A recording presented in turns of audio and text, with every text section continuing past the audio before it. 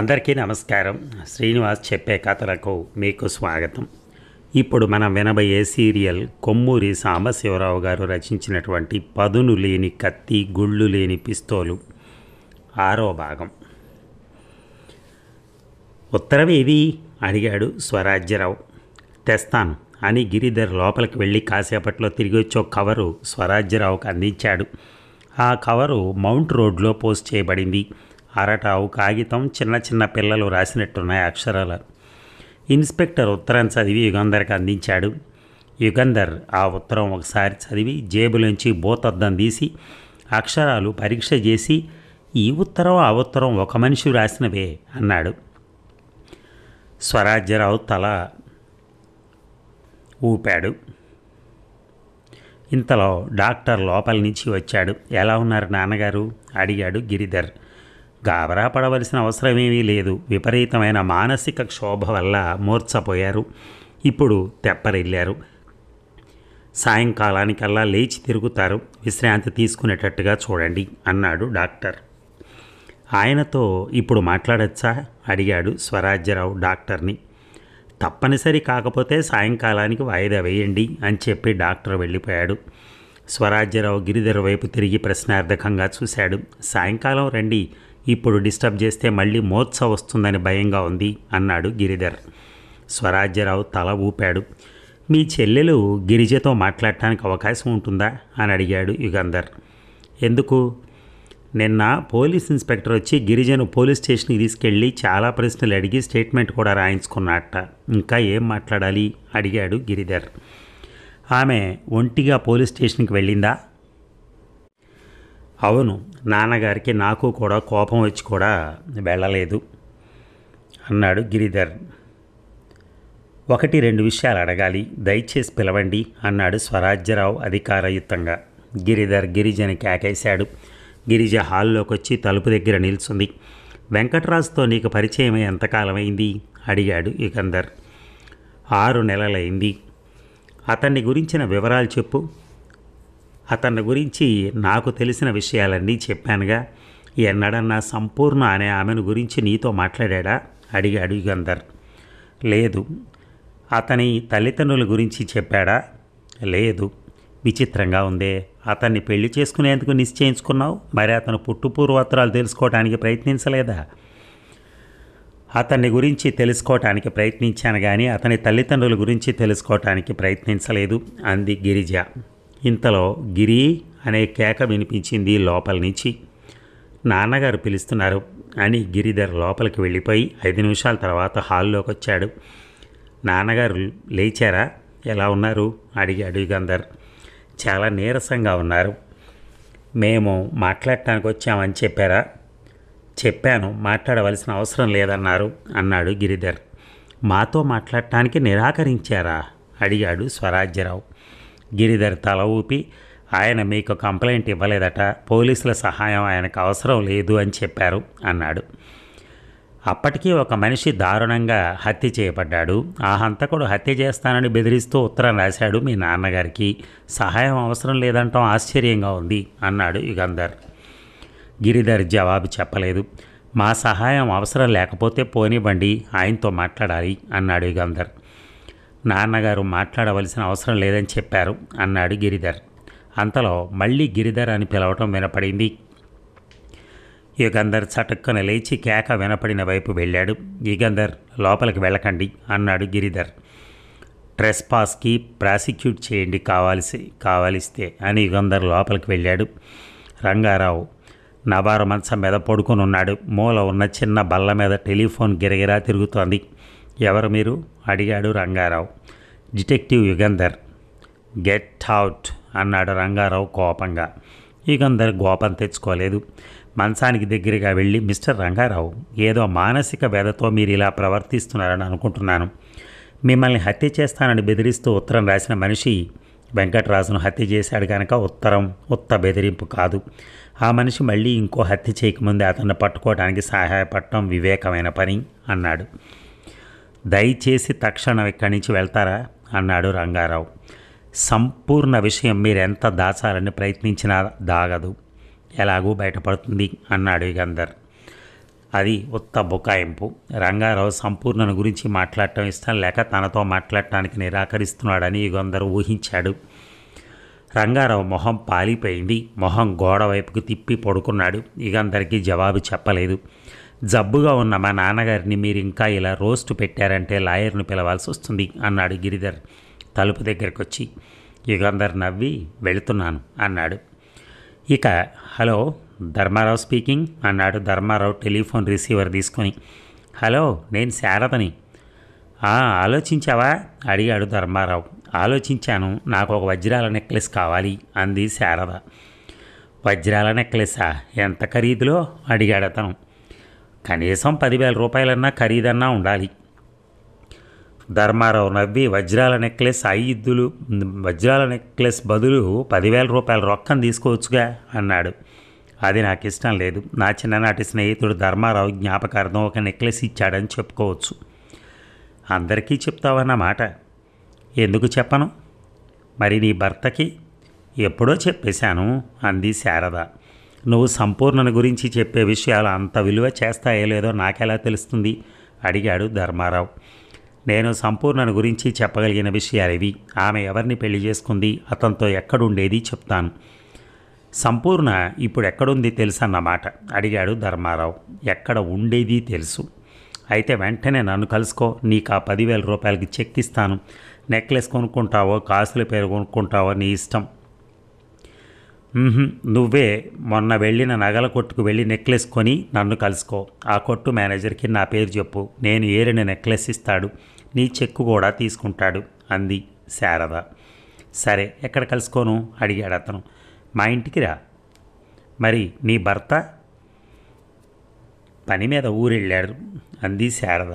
ఇంకో గంటలో వస్తాను అని ధర్మారావు టెలిఫోన్ పెట్టేశాడు. మళ్ళీ రిసీవర్ తీసి యుగంధర్ ఫోన్ నెంబర్ తిప్పాడు. యుగంధర్ లేడని చెప్పాడు నౌకర్. హడావిడిగా బట్టలు మార్చుకుని బయలుదేరాడు ధర్మారావు. ఇక ధర్మారావు గారు వచ్చారా అడిగాడు యుగంధర్ ఫోన్లో హోటల్ మేనేజర్ని. రాలేదండి, నిన్న సాయంకాలం అనగా వెళ్ళారు, మళ్ళీ తిరిగి రాలేదు. మాకు కంగారుగా ఉంది అన్నాడు మేనేజర్. ఆల్ రైట్, రాగానే నాకు టెలిఫోన్ చేయండి అని యుగంధర్ టెలిఫోన్ పెట్టేశాడు. యుగంధర్ కన్సల్టింగ్ రూమ్లో బల్లకి ఎదురుగా ఉన్న కుర్చీలో ఇన్స్పెక్టర్ స్వరాజ్యరావు కూర్చునున్నాడు. యుగంధర్ బల్ల పక్కన రాజు కూర్చునున్నాడు. ధర్మారావు హోటల్లోంచి వెళ్ళిపోయి 24 గంటలైంది. ఇంతవరకు తిరిగి రాలేదంటే ఆశ్చర్యంగా ఉంది అన్నాడు యుగంధర్ ఇన్స్పెక్టర్తో.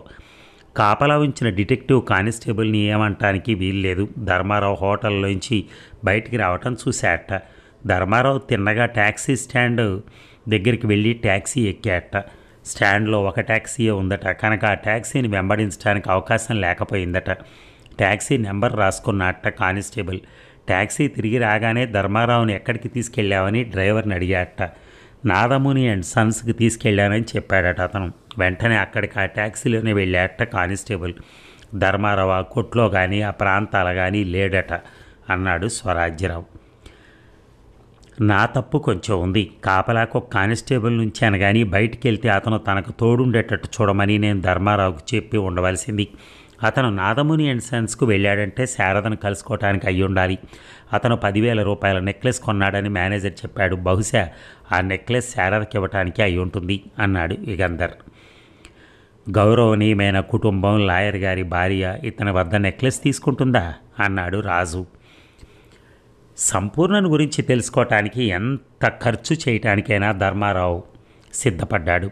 శారద సంపూర్ణను గురించిన వివరాలు చెప్పే స్థితిలో ఉందనుకుంటాను. ఆ సమాచారం అతనికి అమ్మడానికే ప్రయత్నించింది అని యుగంధర్ కాసేపు దీర్ఘంగా ఆలోచించి, ఒకవేళ శారద చెప్పిన సమాచారం వల్ల సంపూర్ణ ఎక్కడున్నది తెలిసి ధర్మారావు అక్కడికి వెళ్ళాడేమో కనుక్కుందాం అని టెలిఫోన్ దగ్గరికి వెళ్ళి నారాయణ గారి టెలిఫోన్ నెంబర్ తిప్పాడు.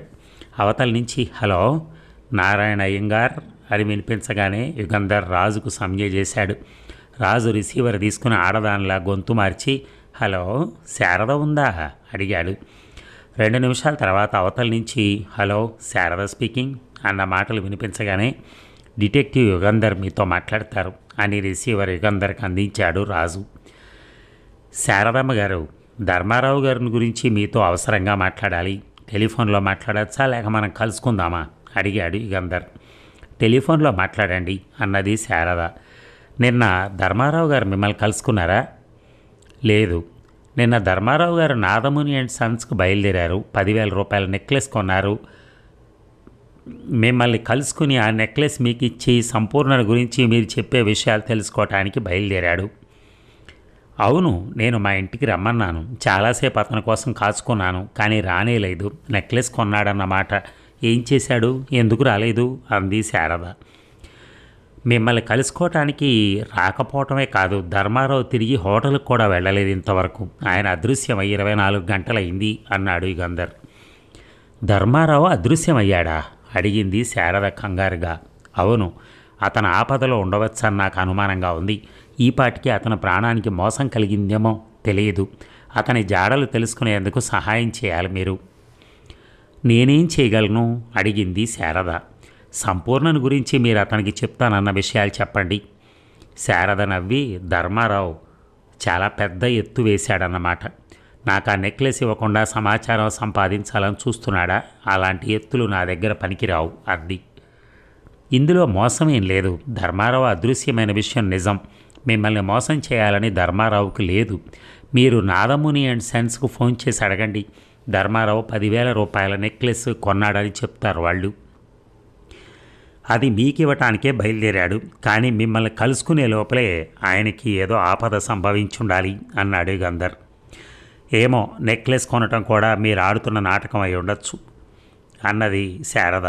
మీరు నాకు చెప్పకపోతే పోలీసులకి చెప్పవలసి వస్తుంది. డిటెక్టివ్ ఇన్స్పెక్టర్ స్వరాజ్యరావు ఇప్పుడు నా ఎదురుగా కూర్చున్నారు.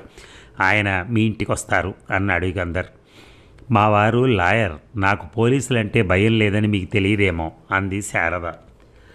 భయపడతారని కాదు, అధికారయుతంగా మీ నుంచి సమాచారం తీసుకోవాల్సి వస్తుంది అని హెచ్చరించాను అన్నాడు యుగంధర్. కాసేపు శారద మౌనంగా ఉండి, సరే, సాయంకాలం 6 గంటలకి మెరీనా బీచ్కి రండి, గాంధీ ప్రతిమ దగ్గర ఉంటాను అని టెలిఫోన్ పెట్టేసింది. ఇక ట్యాక్సీ ఇక్కడే ఆపు అంది రేవతి. విశ్వం ఆఫీస్కి 50 గజాల దూరంలో ట్యాక్సీ ఆపించింది. విశ్వం కారు బయట ఉంది కనుక తన భర్త ఆఫీస్ నుంచి బయలుదేరలేదని నిశ్చయించుకుంది రేవతి. సామాన్యంగా ఆఫీసులన్నీ సాయంకాలం 5 గంటలకల్లా మూసేస్తారు. తన భర్త ఆఫీస్ మాత్రం రాత్రి 9-10 గంటల వరకు తెరిచి ఉండటం గురించి తను ఇంతకుముందే అనుమానించకపోవటం తన తెలివి తక్కువ అనుకుంది. విశ్వం బయటికి రాగానే కారెక్కి స్టార్ట్ చేస్తాడని, తనని చూడడని, ఒకవేళ తనున్న ట్యాక్సీ వైపు తిరిగినా తను బాగా వెనక్కి ఆనుకుని కూర్చుంటే కనిపించనని అనుకుంది రేవతి.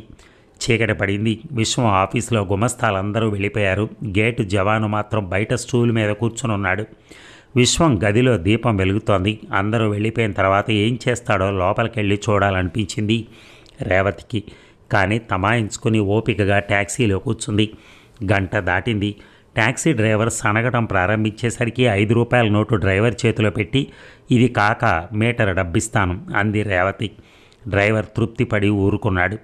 రాత్రి 9 గంటలైన తర్వాత విశ్వం ఆఫీసులోంచి బయటకొచ్చాడు. జవాన్ ఆఫీస్కి తాళం వేసి తాళం చెవుల గుత్తి విశ్వానికి ఇచ్చాడు. తాళాల గుత్తి తీసుకొని విశ్వం కారెక్కి స్టార్ట్ చేశాడు. డ్రైవర్, ఆ కారు వెనకే వెళ్ళు, మరీ దగ్గరగా వద్దు అంది రేవతి ట్యాక్సీ డ్రైవర్తో. విశ్వం అంబాసిడర్ రయ్యమని వెళ్తోంది. కొంచెం వెనకగా రేవతి ట్యాక్సీలో అతన్ని వెంబడించింది. విశ్వం కారు ఇంటి గేట్లోకి తిప్పి తిన్నగా షెడ్లోకి తీసుకెళ్లాడు. రేవతికి విపరీతమైన ఆశాభంగం కలిగింది. తను ట్యాక్సీ దిగి డ్రైవర్కి డబ్బిచ్చి ఇంట్లోకి వెళ్ళింది. షెడ్లోంచి వస్తున్న విశ్వం భార్యను వసారా మెట్ల మీద కలుసుకున్నాడు. ఎక్కడికి వెళ్ళొస్తున్నావు అడిగాడు. సినిమాకి అంది రేవతి. ఒంటిగానా? కాదు, సంపూర్ణతో అంది రేవతి లోపలికెళ్తూ. తను భర్తకు టెలిఫోన్ చేసి సంపూర్ణ ఎవరైనా అడగటం వల్ల అతను జాగ్రత్త పడి ఆ వేళ తిన్నగా ఇంటికి వచ్చేశాడని రేవతి అనుకుంది. విశ్వం రేవతి వెనకే ఇంట్లోకి వెళ్ళాడు. గదిలోకి వెళ్ళాక ఏమిటి సంపూర్ణ అంటున్నావు అడిగాడు కోపంగా. సంపూర్ణ ఎవరో మీకు తెలియదుగా అంది వెటకారంగా నవ్వుతూ. పోనీ నీకు తెలుసా అడిగాడు విశ్వం. రేవతి ఆ ప్రశ్నకు జవాబు చెప్పకుండా భోజనానికి రండి అంది. భోజనం చేస్తూ ఉండగా విశ్వం సంపూర్ణ ఎవరో నీకు తెలుసా అని మళ్ళీ అడిగాడు. తనకు తెలియదని చెప్పటం ఇష్టం లేక రేవతి మౌనంగా ఉండిపోయింది. ఆ తర్వాత భోజనాల దగ్గర ఇద్దరూ మాట్లాడుకోలేదు. మేడ మీద వసారాలో సిగరెట్ పీలుస్తూ పేము కుర్చీలో కూర్చున్నాడు విశ్వం. రేవతి గదిలో పడుకుంది. రేవతి పిలిచాడు విశ్వం. రేవతి వసారాలోకి వెళ్ళి నిల్చుంది. ఆ శ్రీధరి వాళ్ళొచ్చాడా అడిగాడు విశ్వం.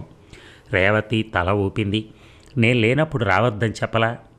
రేవతి కళ్ళు నిప్పు కణాల్లా అయ్యాయి. ఎందుకు చెప్పాలి అడిగింది. అతను రావటం నాకు ఇష్టం లేదు గనక అన్నాడు విశ్వం. సంపూర్ణనిక కలుసుకోనని మీరు చెప్పారా అడిగింది రేవతి. నోరు మొయ్యి, పళ్ళు ఊడతాయి అన్నాడు విశ్వం కోపంగా. రేవతి ఏడుపు ఆపుకోలేకపోయింది. మీరు మీ ఇష్టం వచ్చిన ఆడవాళ్లతో తిరగచ్చు, ఆ సంపూర్ణతో సరసాలాడుతూ రాత్రుళ్ళు ఇంటికి ఆలస్యంగా రావచ్చు, నేను మాత్రం ఎవ్వరితో మాట్లాడకుండా ఒంటిగా. విశ్వం ఈడ్చి చెంప మీద కొట్టి నోటికి హద్దుండాలి అన్నాడు. రేవతి తన గదిలోకి వెళ్ళిపోయింది. విశ్వం వసారాలో పచారులు చేయసాగాడు. అతనికి రేవతి అంటే చాలా ఇష్టం. సహనం పోయేలా కొట్టినందుకు చింతిస్తూ తప్పు చేసిన వాడి మళ్ళీ పడక గదిలోకి వెళ్ళాడు. గది చీకటిగా ఉంది. మంచం ప్రాంతాల నుంచి ఏడుపు వినిపించింది విశ్వానికి. అడుగులు అడుగేసుకుంటూ మంచం దగ్గరికి వెళ్ళాడు. వంగి రేవతి తల మీద చేయి వేసి, క్షమించు, పశువులా ప్రవర్తించాను అన్నాడు. భర్త పశ్చాత్తాపంతో అలా అనగానే రేవతి దుఃఖం కట్టలు తెంచుకొని పొంగి పొర్లింది. ప్లీజ్ రేవతి, చేతులారా మన బతుకులు పాడు చేస్తున్నావు. ఎందుకు ఇలా తయారయ్యావు రేవతి? రేపటి నుంచి సాయంకాలం 5 గంటలకల్లా ఇంటికి వస్తాను, సరేనా? మనిద్దరం కలిసి బీచ్కో సినిమాకో వెళ్దాం. ఏడవకు అని బుజ్జగించడం ప్రారంభించాడు విశ్వం.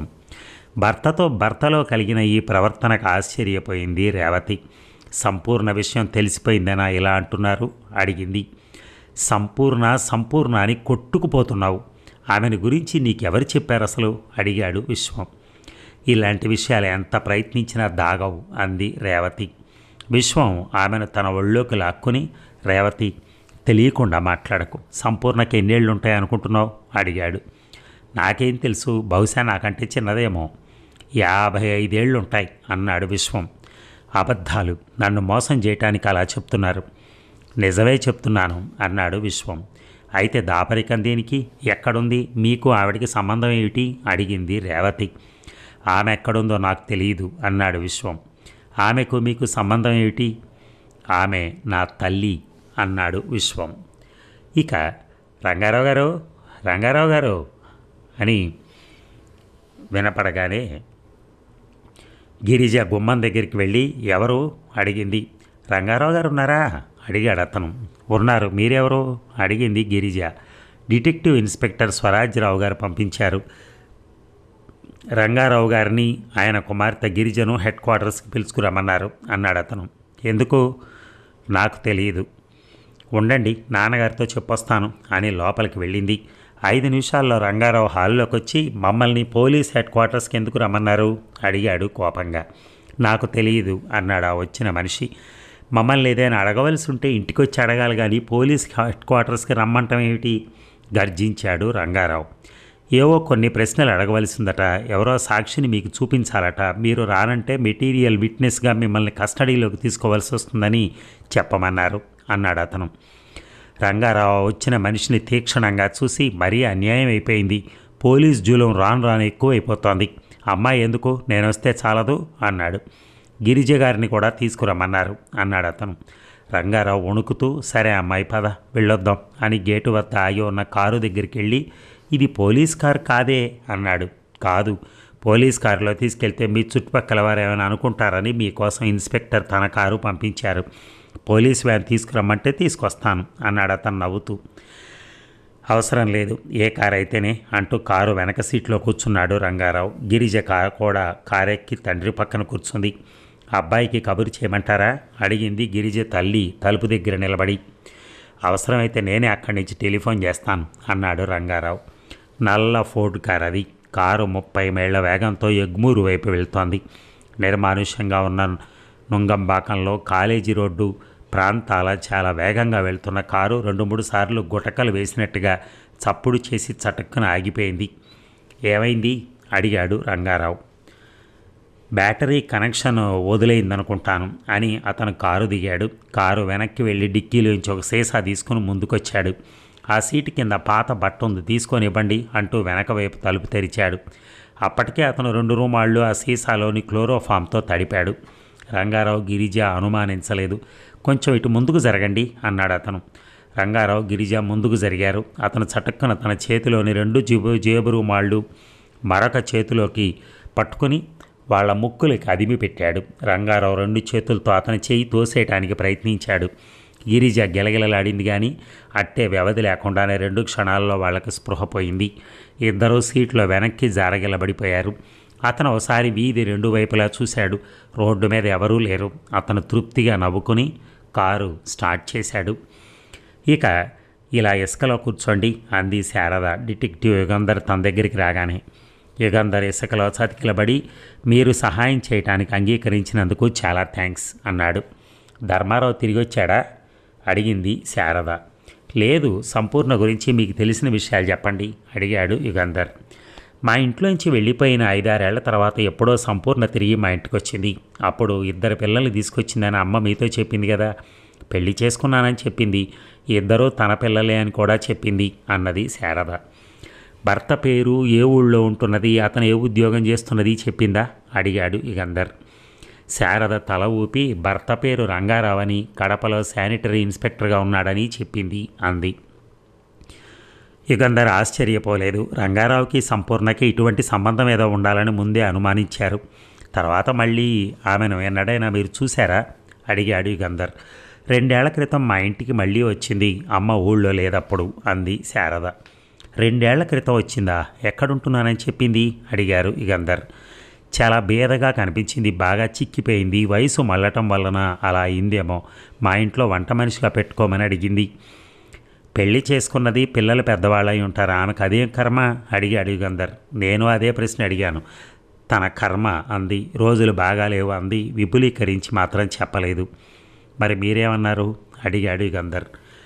అప్పటికీ 7 ఏళ్ల నుంచి ఒక ఆమె మా ఇంట్లో వంట చేస్తోంది. ఆమెను తీసేసి సంపూర్ణను ఎందుకు పెట్టుకోవాలి? అవకాశం లేదని చెప్పి ఒక 10 రూపాయలు ఇచ్చి పంపేశాను అన్నది శారద. తర్వాత మళ్ళీ అన్నడైనా మీ ఇంటికి వచ్చిందా అడిగాడు యుగంధర్. లేదు. మీరు శ్రీమంతులు, మీ భర్తకు మంచి సంపాదన ఉంది. ధర్మారావుని 10,000 రూపాయల నెక్లెస్ ఎందుకు అడిగారో ఊహించలేకుండా ఉన్నాను అన్నాడు యుగంధర్. శారద నవ్వి అతన్ని చూస్తే అడగాలనిపించింది అంతే. బహుశా నెక్లెస్ తీసుకుని వచ్చుంటే అది అతని మొహాన కొట్టి సంపూర్ణ విషయం చెప్పి పంపేదాన్నేమో. ఈ వయసులో నాకు నెక్లెస్ దేనికి, నాకు పిల్లలు కూడా లేరు అన్నది శారద కాస్త దిగులుగా. చాలా థ్యాంక్స్ అని యుగంధర్ శారద దగ్గర సెలవు తీసుకుని బయలుదేరాడు. ఇక యుగంధర్ తన కన్సల్టింగ్ రూమ్లో అటు ఇటు పచారులు చేస్తూ తీవ్రంగా ఆలోచిస్తున్నాడు. ఈ కేసు చాలా విచిత్రంగా ఉంది. దారి తెన్ను లేదు. ఈ కేసుతో సంబంధం ఉన్నవాళ్ళు చాలామంది ఉన్నారు. కానీ వాళ్ళల్లో ఒకరికి ఉన్న సంబంధం ఏమిటో తెలియటం లేదు. అందరికీ సంపూర్ణతో ఏదో సంబంధం ఉందని మాత్రం ఊహించవచ్చు. కానీ ఏమిటా సంబంధం? ధర్మారావు అదృశ్యమయ్యాడు. అదృశ్యమయ్యాడంటే హత్య చేయబడ్డా? అతని శవం దొరకలేదు. అతను అదృశ్యమై 2 రోజులుగా వస్తోంది. రంగారావు, గిరిజ అదృశ్యమై 24 గంటలు కావాల్సి వస్తోంది. ఆ తండ్రి కూతుళ్ళు కూడా హత్య చేయబడ్డారా? సంపూర్ణకి రంగారావుకి మధ్య ఉన్న సంబంధం గురించిన వివరాలు పూర్తిగా తెలియాలి అంటే రాజు కడప నుంచి తిరిగి రావాలి. రంగారావుకి ఇప్పుడు ఇంకో భార్య ఉంది. 2 ఏళ్ల క్రితం వరకు సంపూర్ణ బతికే ఉన్నట్టు తెలిసిందంటే రంగారావుతో సంపూర్ణకు సంబంధం పోయి చాలా కాలం అయి ఉండాలి. గిరిజ, గిరిధర్ ఆ 2వ భార్య పిల్లలై ఉండాలి. అయితే సంపూర్ణ పిల్లలేమయ్యారు? ఒక కొడుకు, ఒక కూతురు ఉన్నారని చెప్పింది శారద. హత్య చేయబడ్డ వెంకట్రాజు సంపూర్ణ కొడుక? సంపూర్ణ కొడుకుని, సంపూర్ణతో సంబంధం ఉన్న మిగతా అందరినీ హత్య చేయడానికి ఎవరో పూనుకున్నారు అంటే సంపూర్ణ ఆ మనిషికి తీరని అపచారం చేసి ఉండాలి. యుగంధర్ ఎంత ఆలోచించినా అంతు చిక్కలేదు. రాజు తిరిగి వస్తే కానీ ఈ కేసుకు ఆయువు పట్టు దొరకదు. అంతవరకు ఎంత ఆలోచించినా చీకట్లో తడుముతున్నట్టుంటుందని అనుకున్నాడు యుగంధర్. అంతలో ఎవరో వచ్చినట్టుగా గంట మోగింది. యుగంధర్ లోపలికి రమ్మనగానే స్వింగ్ డోర్స్ తీసుకొని 2 లోపలికి వచ్చారు. నా పేరు విశ్వం, ఈమె నా భార్య రేవతి. మీ సహాయం కోరొచ్చాం అన్నాడు అతను. కూర్చోండి అన్నాడు యుగంధర్. నన్ను హత్య చేస్తానని బెదిరిస్తూ ఒక ఆకాశరామన్న ఉత్తరం వచ్చింది అంటూ విశ్వం ఒక కాగితం అందించాడు యుగంధర్కి. యుగంధర్ ఆ కాగితం తీసుకుని చదివి సంపూర్ణ అని మెల్లిగా గొణుక్కొని సంపూర్ణ మీకేమవుతుంది అడిగాడు. ఆమె నా తల్లి అన్నాడు విశ్వం. అంతకుముందే సంపూర్ణ పిల్లల గురించి తను ఆలోచించడం, వెంటనే ఆమె కొడుకు తనను చూడటానికి రావటం ఆశ్చర్యం కలిగించింది యుగంధర్కి. ఆమె ఎక్కడుంది ఇప్పుడు అడిగాడు యుగంధర్. నాకు తెలియదు అన్నాడు విశ్వం. అలాగా, దయచేసి మీ తల్లిగారి గురించి మీకు తెలిసిన విషయాలన్నీ చెప్పండి. మీకు ఒక చెల్లెలు ఉండాలి, ఎక్కడుంది? చెల్లెలు ఉండేదా? నాకు తెలియదే. మా అమ్మని గురించి నాకట్టే తెలియదు అన్నాడు విశ్వం. తెలిసిన వివరాలు చెప్పండి పోని. నాకు 5 ఏళ్లప్పుడు మా అమ్మ నన్ను ఒకరింట్లో వదిలిపెట్టి వెళ్ళింది. ఆయన పేరు గిరినాథ శాస్త్రి, రాజమండ్రి. అమ్మ వెళ్ళిపోతూ ఉంటే నేను ఏడవటం, మళ్ళీ వచ్చి తీసుకెళ్తానని చెప్పటం చాలా లీలగా జ్ఞాపకం నాకు. నేను శాస్త్రి గారి ఇంట్లోనే పెరిగాను. మున్సిపల్ స్కూల్లో చదువుకున్నాను. శాస్త్రి గారికి పిల్లలు లేరు. అందువల్ల ఆయన స్వతహాగా మంచివారు కావటం వల్ల నన్ను బాగానే చూసేవారు. ఆయన భార్య కూడా నన్ను దయగా చూసేది. అయితే వాళ్ళిద్దరినీ అయ్యగారని అమ్మగారని సంబోధించేవాడిని. నిజానికి నేను ఆ ఇంట్లో పనివాడిని కాను, కానీ ఆ ఇంటి పెంపుడు కొడుకు హోదా కాదు నాది. అమ్మను మర్చిపోయాను. నాకు అమ్మా నాన్న లేరన్న అభిప్రాయంతో పెరిగాను. 1-2 సార్లు శాస్త్రి గారిని అమ్మని గురించి అడిగితే అమ్మ పోయిందని చెప్పారు. స్కాలర్షిప్లు సంపాదించి ఒక బట్టల కొట్లో లెక్కలు రాసి డబ్బు సంపాదించి చదివాను. BA పాస్ అయ్యాను. ఉద్యోగం కోసం ప్రయత్నించి మద్రాసులో ఒక కంపెనీలో సేల్స్ మ్యాన్గా చేరాను. అదృష్టం కలిసి వచ్చింది. బాగా డబ్బు సంపాదించాను. పెళ్లి చేసుకున్నాను అన్నాడు విశ్వం. శాస్త్రి గారు ఇంకా రాజమండ్రిలోనే ఉన్నారా? ఆయన పోయి 5 ఏళ్ళయింది. మీ అమ్మను మళ్ళీ మీరు ఎప్పుడూ చూడలేదన్నమాట. ఆమె పోయిందని శాస్త్రి గారు చెప్పిన విషయం నమ్మారన్నమాట. నిజానికి 2 ఏళ్ల క్రితం వరకు మీ అమ్మ బతికే ఉంది అన్నాడు యుగంధర్. నాకు తెలుసు అన్నాడు విశ్వం. ఎలా? 3 ఏళ్ల క్రితం నా ఇంటికి వచ్చింది అన్నాడు. వచ్చి రేవతి పుట్టింటికి వెళ్ళింది. అప్పుడు ఓ రోజు రాత్రి నేను ఇంటికి వచ్చేసరికి బయట వసారాలో కూర్చునుంది. నేను గుర్తుపట్టలేదు. తను ఫలానా అని చెప్పింది. అప్పటికీ నాకు గుర్తుకు రాలేదు. నా దగ్గర ఉండడానికి వచ్చానని చెప్పింది అన్నాడు విశ్వం. మీరెక్కడుంటున్నది ఎలా తెలిసిందట అడిగాడు యుగంధర్. రాజమండ్రి వెళ్ళి శాస్త్రి గారి ఇంటి ప్రాంతాలు వాకప్ చేస్తే ఎవరైనా చెప్తారు. నాకు చాలామంది స్నేహితులు ఉన్నారు అక్కడ. మరి మీరేమన్నారు అడిగాడు యుగంధర్. ఆమె మీద కోపం వల్ల అనుకుంటాను. కారణం నాకే సరిగా తెలియదు. చిన్నప్పుడు ఎవరింట్లోనూ నన్ను దింపేసి వెళ్ళిన ఆమెకు ఇప్పుడు నా దగ్గర ఉండాలనే పట్టింపు దేనికి? నా మీద ఆపేక్ష వల్ల కాదు. పెద్దవాడినై డబ్బు సంపాదిస్తున్నాను, అందుకని కష్టపడి నా గురించి వాకప్ చేసి వచ్చింది. నేను రిక్షా లాగుతూ ఒక పాకలో ఉంటే వచ్చేదా? నన్ను కన్న తల్లి గనక నా మీద అధికారం ఉందనుకుని వచ్చింది. ఇన్నేళ్ల తర్వాత అమ్మకు నేను జ్ఞాపకం రావటం ఎందుకు? డబ్బు కోసం. అందుకని డబ్బు ఇస్తాను వెళ్ళమని చెప్పాను అన్నాడు విశ్వం. ఆమె ఏమంది మరి? కళ్ళనీళ్లు పెట్టుకుంది. నా దగ్గరికి రావటం తను చేసిన పొరపాటు అంది. డబ్బు కావలిస్తే అడుగుతానని చెప్పి వెళ్ళిపోయింది. తర్వాత మళ్ళీ కనిపించలేదు. అంటే ఎక్కడున్నది, ఏం చేస్తున్నది తెలుసుకోవటానికి మీరు ప్రయత్నించలేదా అడిగాడు యుగంధర్. లేదు. విశ్వం ప్రవర్తన విచిత్రంగానే ఉంది. ఏ మానసికవేత్తతో పరిశోధిస్తే అతని ప్రవర్తనకి సరైన కారణాలు కనిపించవచ్చు. ఈ ఆకాశరామన్న ఉత్తరం చులకనగా తీసి పారేయకుండా నా దగ్గరికి రావటం చాలా మంచి పని చేశారని యుగంధర్ వెంకట్రాజు హత్య గురించి, ధర్మారావు, రంగారావు, గిరిజ మాయమవటం గురించి చెప్పి మీరు జాగ్రత్తగా ఉండడం మంచిది. ఈ ఉత్తరం ఉత్త బెదిరింపు కాదు అన్నాడు. విశ్వం కాసేపు ఆలోచించి ధర్మారావు గారు నా తండ్రా అని అడిగాడు. కారనుకుంటాను. మీరు మీ అమ్మని ఆ విషయం అడగలేదా? లేదు. నన్ను 5 ఏళ్లు పెంచిన అమ్మ మీద నాకు మమకారం లేకపోతే నేను ఎప్పుడూ చూడనా తండ్రి మీద ఎలా ఉంటుంది? మీ తోబుట్టువుల గురించి ఆమె మీకు ఏమైనా చెప్పిందా అడిగాడు యుగంధర్. లేదు, నేను అడగలేదు అన్నాడు విశ్వం. రాత్రుళ్ళు ఇంటి తలుపులు జాగ్రత్తగా మూయండి. ఈ కేసు తేలేంతవరకు వీలైతే గేటు దగ్గర ఒక గోర్ఖాను కాపలా ఉంచండి అన్నాడు యుగంధర్. నా మీద కసి కొద్దీ మా అమ్మే ఉత్తరం రాసిందంటారా అడిగాడు విశ్వం. యుగంధర్ నవ్వి ఇప్పటి వరకు జరిగిన సంఘటనలను బట్టి చూస్తే మగాడు చేస్తున్న అఘాయిత్యాలుగా ఉన్నాయి కానీ ఆడది చేస్తున్నట్టు లేవు అన్నాడు. ఇక హలో, ఎలా ఉన్నారు? సౌకర్యంగా ఉందా అడిగాడు మాణిక్యం గదిలోకి రాగానే. ధర్మారావు జవాబు చెప్పలేదు. చెప్పడానికి వీలు కూడా లేదు. అతని కాళ్ళు చేతులు తీగలతో గట్టిగా కట్టేస్తున్నాయి. నోరు కూడా నవారుతో బిగించబడింది. కొత్తగా వచ్చిన మీ రూమ్మేట్స్తో మీకు ఇంకా పరిచయం కాలేదన్నమాట అన్నాడు మాణిక్యం నవ్వుతూ. ధర్మారావు కొంచెం దూరంలో ఇంకో కుర్చీలో రంగారావు కూర్చున్నాడు. అతను ధర్మారావులాగే బంధించబడ్డాడు. రంగారావు పక్కన నేల మీద పడుంది గిరిజ. ఆమె చేతులు కాళ్ళు కట్టేసున్నాయి. తెరవటానికి వీలు లేకుండా నోరు బిగించబడింది. ఓహో, మీకు ఇంకా పరిచయమే కాలేదన్నమాట. పరిచయం చేస్తానుండండి. ఈయన ధర్మారావు, వ్యాపారస్తుడు, పారిశ్రామికుడు. లక్షల కొద్ది ఆస్తి సంపాదించాడు. ఉదారుడు, దాత అని విజయవాడ ప్రాంతాల్లో ఈయనకి చాలా పేరుంది. అందరూ వేనోళ్లా పొగుడుతారు.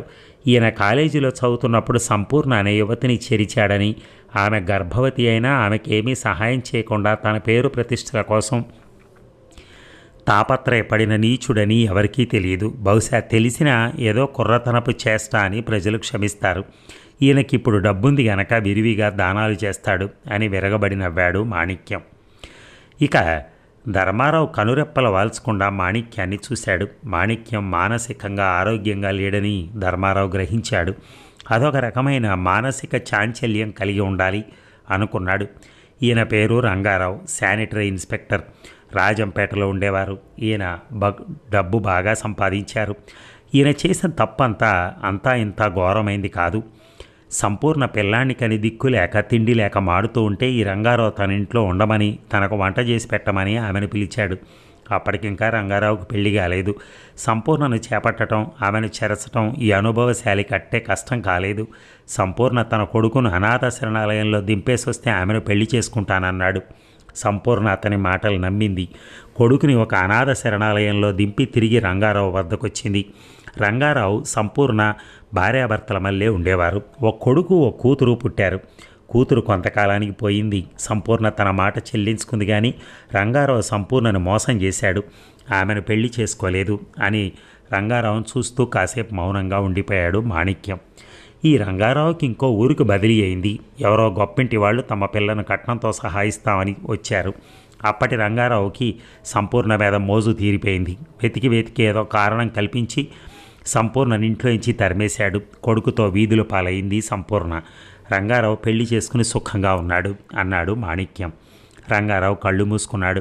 అటు ధర్మారావుని ఇటు గిరిజని చూడటం ఇష్టం లేక తల వంచుకున్నాడు. గిరిజ మాణిక్యాన్ని తీక్షణంగా చూసింది. అటు నాకేమిటి సంబంధం అన్న ప్రశ్న ఆమె కళ్ళల్లో ద్యోతకమైంది. మీరు మాట్లాడుకునేందుకు, మీరు చేసిన నేరాల గురించి చర్చించుకునేందుకు అవకాశం ఇవ్వాలనుకున్నాను. ఆ అవకాశం కల్పిస్తాను. ఇప్పుడు మీ నోళ్లకు కట్టిన కట్లు తీసేస్తే అరవటం మొదలెడతారు. ప్రాంతాల ఇళ్ళు లేకపోయినా దారిన పోయే మనిషి ఎవరైనా వినవచ్చు. అందుకని ఈ గది సౌండ్ ప్రూఫ్ చేస్తాను అన్నాడు మాణిక్యం. ఆ ముగ్గురు మాణిక్యాన్ని చూస్తున్నారు. మాణిక్యం తలుపు తెరుచుకుని బయటికి వెళ్ళి కాసేపట్లో అద్దాలు అట్టలు తీసుకొచ్చాడు. కిటికీలకు అద్దాలు బిగించడం ప్రారంభించాడు. మాట్లాడే అవకాశం ఎప్పుడొస్తుందా అని ఎదురు చూస్తున్నారు బంధించబడ్డ ఆ ముగ్గురు. ఇక వెళ్ళిన దానికి ఫలితం ఏమైనా దక్కిందా అడిగాడు డిటెక్టివ్ యుగంధర్. అతని అసిస్టెంట్ రాజు కడప నుంచి తిరిగి రాగానే, ఎండలో మార్చేస్తున్నా ఎక్కడ వడ తగులుతుందేమో అనుకున్నాను అంటూ రాజు కుర్చీలో కూర్చుని, రంగారావు కడపలో శానిటరీ ఇన్స్పెక్టర్ ఉండే ముందు రాజంపేటలో అదే ఉద్యోగం చేసేవాడట. కడప వచ్చి తర్వాతే రంగారావు పెళ్లి చేసుకున్నట్ట. ఆ భార్యకు పుట్టిన వాళ్ళు గిరిధర్, గిరిజ. రాజంపేటలో కొంతకాలం బ్రహ్మచారిగా ఉండేవాడట. ఆ తర్వాత కొన్నాళ్ళకు సంపూర్ణను తీసుకొచ్చాట. సంపూర్ణకి అతనికి పరిచయం ఎక్కడైందో ఎలా అయిందో తెలియదు. పెళ్లి చేసుకున్నానని, భార్యను కాపురానికి తెచ్చుకున్నానని చుట్టుపక్కల వాళ్ళకి చెప్పాట. సంపూర్ణకు అప్పుడు పిల్లలు లేరు అన్నాడు. యుగంధర్ ప్రశ్నార్థకంగా చూశాడు. ధర్మారావు వల్ల కలిగిన సంతానాన్ని మరెక్కడైనా వదిలిపెట్టిందో లేదో, అసలు ప్రసవించనే లేదో తెలియలేదు అన్నాడు రాజు. ఆ తర్వాత అడిగాడు యుగంధర్.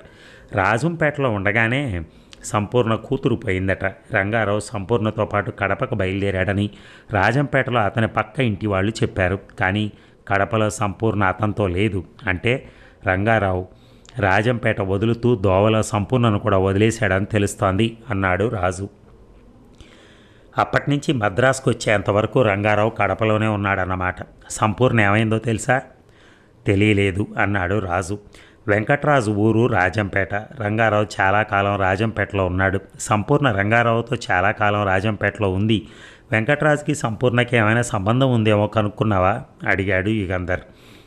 వెంకట్రాజు తల్లి అతని చిన్నతనంలోనే పోయింది. అతను కడపలో మేనమామ దగ్గర పెరిగాడు. వెంకట్రాజు తండ్రి రంగారావు స్నేహితులు. తరచూ రంగారావు ఇంటికి వెళ్తూ ఉండేవాడట ఆయన అన్నాడు రాజు. సంపూర్ణ ఇప్పుడు ఎక్కడుంది తెలియలేదు కదూ అన్నాడు యుగంధర్. రాజు తల ఊపాడు. రంగారావుని, గిరిజని, ధర్మారావుని ఎత్తుకుపోయిన మనిషిని మనం పట్టుకోవాలంటే ఒకటే మార్గం, విశ్వాన్ని అంటిపెట్టుకుని ఉండాలి అన్నాడు యుగంధర్. వాళ్ళ ముగ్గురిని చంపుంటాడా అడిగాడు రాజు. వాళ్ళని చంపాడని నేను అనుకోవట్లేదు. చంపి ఉంటే ఈ పాటికి శవాలు కనిపించేవి అంటూ యుగంధర్ రివాల్వింగ్ కుర్చీలోంచి లేచి, రాజు 24 గంటలు మన ఇద్దరం ఒకళ్ళ తర్వాత ఒకళ్ళం వంతుల మీద విశ్వాన్ని కాచుకొని ఉండాలి అన్నాడు. మనం అతన్ని అలా కాపలా కాస్తుంటే హంతకుడు విశ్వం ఉన్న ప్రాంతాలకు రాడేమో అన్నాడు రాజు. వస్తాడు, వచ్చి తీరతాడు, ఒకరిని హత్య చేశాడు, ముగ్గురిని ఎత్తుకుపోయాడు. ఇంతవరకు అతని గురించి ఎవరు ఏమీ తెలుసుకోలేకపోవటం వల్ల అతనికి బాగా ధైర్యం వచ్చి ఉంటుంది. అదిగాక విశ్వాన్ని మనం కాపలా కాస్తున్నామని తెలియకుండా చేయాలి ఆ పని అన్నాడు యుగంధర్. ఇక బల్ల మీద టెలిఫోన్ గణగణ మోగగానే రిసీవర్ తీసుకుని, హలో విశ్వం స్పీకింగ్ హియర్ అన్నాడు. విశ్వం, అరగంట తర్వాత క్రితం మీ ఇంట్లోకి శ్రీధర్ అనే యువకుడు వెళ్ళాడు. అతను లోపలికి వెళ్ళిన 5 నిమిషాలకి మేడ మీద పడక గది కిటికీ తలుపులు మూయబడ్డాయి. ఇంకా ఇంట్లోనే ఉన్నాడు అని చెప్పి అవతల మనిషి రిసీవర్ పెట్టేశాడు. విశ్వం కూడా రిసీవర్ హుక్ మీద పెట్టేసి గోడ గడియారం చూశాడు. 2 గంటలైంది. 2 గంటలకు ఆఫీస్ వదిలి తను ఎన్నడూ ఇంటికి వెళ్ళలేడు. ఆ ధైర్యంతోనే శ్రీధర్ తన ఇంట్లో అడుగుపెట్టుంటాడు. విశ్వం పళ్ళు పటపటా కొరికాడు. ఈ ఆడవాళ్ళని నమ్మకూడదు, తను పెళ్లి చేసుకోవటమే తప్పు. కుర్చీలోంచి లేచాడు. ఈ విషయం ఈ వేళతో తేల్చేయాలని నిశ్చయించుకున్నాడు. Bell నొక్కగానే office కుర్రాడొచ్చాడు. వాడితో అకౌంటెంట్ని పిలవమని చెప్పాడు. క్షణంలో అకౌంటెంట్ విశ్వం గదిలోకి వచ్చాడు. నాకు పనుంది, ఇంటికి వెళ్తున్నాను, కాసేపట్లో వస్తాను, అవసరమైన పని ఏమైనా ఉంటే ఇంటికి ఫోన్ చేయి అని చెప్పి విశ్వం ఆఫీసులోంచి బయటికి వెళ్ళాడు. తళతళ మెరుస్తున్న అతని కారు తలుపు తెరిచి డ్రైవింగ్ సీట్లో కూర్చుని సెల్ఫ్ స్టార్టర్ లాగాడు. కర్రుమని చప్పుడైంది, కానీ కారు స్టార్ట్ కాలేదు. 2 నిమిషాలు ప్రయత్నించి హారన్ నొక్కాడు. ఆఫీస్ నుంచి 2 కుర్రాళ్ళు బయటకు వచ్చారు. విశ్వం వాళ్ళని కారు తోయమన్నాడు. కొంచెం దూరం తోశారు కానీ కారు స్టార్ట్ కాలేదు. విశ్వం విసుగ్గా కారులోంచి దిగి, కారు ఆఫీస్ దగ్గర తోసేయండి, నేను ట్యాక్సీలో వెళ్తాను అన్నాడు. అంతలో ఒక ఫోర్డ్ కారు వచ్చి అతని సమీపంలో ఆగింది. కారు చెడిపోయిందా అడిగాడు డ్రైవింగ్ సీట్లో కూర్చున్న అతను. అవును, స్టార్ట్ కావటం లేదు అన్నాడు విశ్వం. బ్యాటరీ రన్ డౌన్ అయి ఉంటుంది, నేను ఆళ్వార్పేట వైపు వెళ్తున్నాను, ఆ ప్రాంతాల దింపమంటే దింపుతాను అన్నాడు ఫోర్డ్ కారులో కూర్చున్న మనిషి. విశ్వం తటపటాయించాడు. మీ ఆఫీస్కి ఎదురుగా 4 ఏళ్ల అవతల మా ఆఫీస్ ఉంది, మిమ్మల్ని తరచూ చూస్తూ ఉంటాను అన్నాడు అతను కారు తలుపు తెరుస్తూ. విశ్వం కారెక్కి ట్యాక్సీ స్టాండ్ దగ్గర దింపేయండి చాలు అన్నాడు. అలాగే అన్నాడు డ్రైవ్ చేస్తున్న అతను. ఇక విశ్వం ఆఫీస్కి ఎదురుగా ఉన్న ఇంకో ఆఫీస్ వసారాలో కూర్చునున్నాడు డిటెక్టివ్ యుగంధర్. ఆఫీస్ యజమానితో మాట్లాడి తను కానీ తన అసిస్టెంట్ రాజు కానీ ఇక్కడ కూర్చునేందుకు ఏర్పాటు చేశాడు. తన క్రిజ్లర్ కారు ఆ ప్రాంతాలు ఆపితే తనను ఎవరైనా గుర్తుపట్టచ్చని ఒక స్నేహితుడు అంబాసిడర్ తెచ్చుకున్నాడు యుగంధర్. జుట్టు నెరిచిపోయినట్టు కనిపించడానికి తెల్ల రంగు వేసుకున్నాడు. రోల్డ్ గోల్డ్ ఫ్రేమ్ కళ్ళద్దాలు పెట్టుకున్నాడు. ఒత్తుగా మీసాలు అతికించుకున్నాడు యుగంధర్. ఆ వేషంలో ఉండగా డిటెక్టివ్ ఇన్స్పెక్టర్ స్వరాజ్యరావు చూసినా గుర్తుపట్టలేడు. కాకి నిక్కర్ కాకి షర్టు వేసుకున్న మనిషి సైకిల్ మీద వచ్చి సైకిల్ విశ్వం ఆఫీస్ ఎదురుగా ఆపి సైకిల్ వెనక కట్టిన పనిముట్ల నుంచి తీసుకుని పనిముట్ల సంచి తీసుకుని విశ్వం కారు దగ్గరికి వెళ్ళటం చూశాడు యుగంధర్. ఆ మెకానిక్ కారు కిందకు దూరి 5 నిమిషాల తర్వాత కారు కింద నుంచి బయటకు వచ్చి సైకిల్ దగ్గరికి వెళ్ళాడు. పనిముట్ల సంచి హ్యాండిల్కి తగిలించి సైకిల్ ఎక్కి వెళ్ళిపోయాడు. అతను సైకిల్ ఎక్కగానే యుగంధర్కి అనుమానం కలిగింది. Every mechanic?